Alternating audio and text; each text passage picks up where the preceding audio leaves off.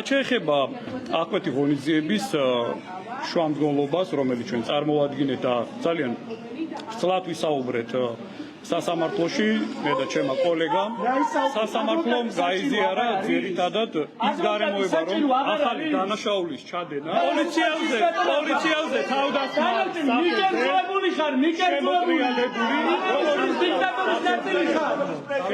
ძირითადი აქცენტი აპელირებდა დაცვის მხარე, რომ დაცვის უფლება შეიზღუდა. დაცვის უფლება არ შეზღუდულა, ვინაიდან 12 იანვარს 00:42 წუთზე როცა იქნა დაკავებული, იქ პოლიციის დაწესებულებაში შეყვანიდან 28 წუთში უკვე სახალხო დამცველის წარმომადგენელი იმყოფებოდა.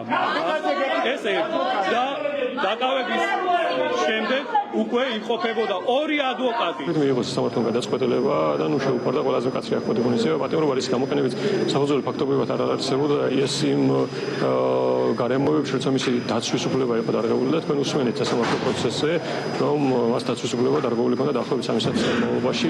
არ მე იქ ვიყავი, მისი ადვოკატი და ვერ ხდებოდა შეხვედრა და ანუ ისეთ აბსურდულ გარემოებებზე უთითებდნენ თვითონ სახალხო დამცველთან შეხვედრა ეს დაცვის უფლების დაცვა, რაც კონსტიტუციასთანაც მოდის ესეთი განმარტება წინააღმდეგობაში.